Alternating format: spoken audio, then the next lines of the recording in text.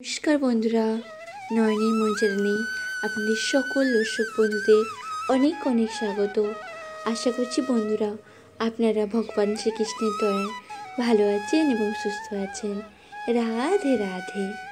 বৈশাখ মাসের শুক্লপক্ষে চতুর্দশীতে নরসিংহ জয়ন্তীর উৎসব পালিত হয়। ধর্মীয় বিশ্বাস অনুসারে ভগবান বিষ্ণু ও তার প্রহ্লাদ ভক্ত রাক্ষস হিরণ্যকশিপুর হাত থেকে বাঁচাতে তিনি নরসিংহ অবতার গ্রহণ করেন। এই বিশেষ তিথিতে ভগবান নরসিংহের আরাধনা করা হয়।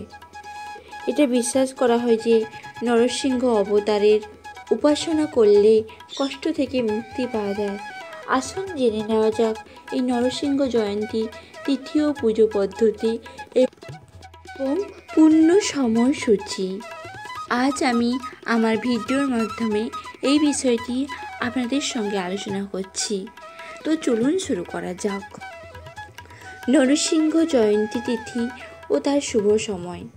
হিন্দু ক্যালেন্ডার অনুসারে বৈশাখ শুক্লপক্ষের চতুর্দশী তিথি অর্থাৎ 21শে মে বিকেল 5:39 শুরু হবে এবং পরের দিন অর্থাৎ 22শে মে 2024 সন্ধ্যা 6:47 শেষ হবে। নরসিংহ জয়ন্তীতে সন্ধ্যায় ভগবান নরসিংহের পুজো করা হয়। এই দিন বিকেল 4:24 থেকে সন্ধ্যা 7:09 মধ্যে পুজো করা যাবে। বন্ধুরা, আমাদের সকলের মনে একটাই প্রশ্ন লেগে থাকে, এই নরসিংহ জয়ন্তীর দিন আমরা কিভাবে বাড়িতে পুজো করব ভগবান বিষ্ণুকে।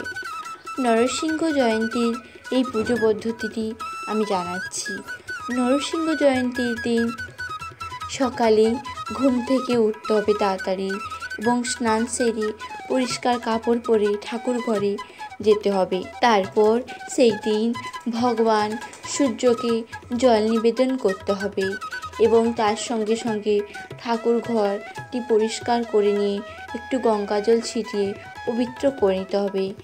এরপর ভগবান নরসিংহের মূর্তিকে একটি চৌকিতে রাখতে হবে এবং উপবাসের সংকল্প নিতে হবে এবং ভগবানকে মিষ্টি ফল, জাফরান, ফুল এবং কুমকুম নিবেদন করতে হবে।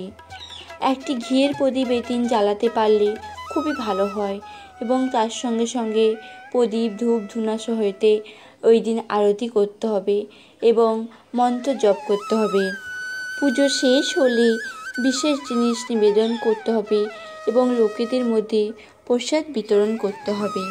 নরসিংহ জয়ন্তীর দিন লক্ষ্মী মাতা ও নরসিংহ মূর্তির পুজো করা উচিত। একই সঙ্গে করতে হবে নিবিষ্ট মনে প্রার্থনা। পুজো শেষ হলে মাতা লক্ষ্মী ও নরসিংহদেবকে নারকেল, মিষ্টি ফল, কেশরের নৈবেদ্য প্রদান করতে হবে। অবশ্যই উপোস করতে হবে।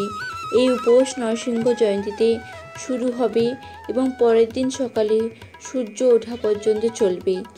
উপোস চলাকালীন সময়ে দানাশস্য, গমের খাদ্য খাবেন না বন্ধুরা। সর্বদা নরসিংহ দেবের বন্দনা হেতু মন্ত্র উচ্চারণ করবেন এবং দুস্থ ব্যক্তিকে এই দিন তিল, পোশাক, খাদ্য এবং দামি ধাতু দান করলে তাতে নাকি অত্যন্ত পবিত্র ফল প্রদান করা যায়। শ্রী বিষ্ণুর অন্যতম অবতার হলেন নরসিংহ অবতার। প্রবল অত্যাচারী হিরণ্যকশিপুকে বধ করতে শ্রী বিষ্ণু অবতার রূপে মানব শরীর ও সিংহের মাথা নিয়ে জন্মগ্রহণ করেছিলেন। যে দিনে শ্রী বিষ্ণু নরসিংহ অবতারে পৃথিবীতে আবির্ভূত হয়েছিলেন, ওই দিন থেকে নরসিংহ জয়ন্তী হিসেবে মান্য করা হয়। নরসিংহ জয়ন্তীর তাৎপর্য শুনুন বন্ধুরা। হিন্দু শাস্ত্র অনুসারে অশুভর উপর সব সময় শুভর জয় হয়, একথা বোঝাতেই নরসিংহ অবতারের আবির্ভাব হয়েছিল।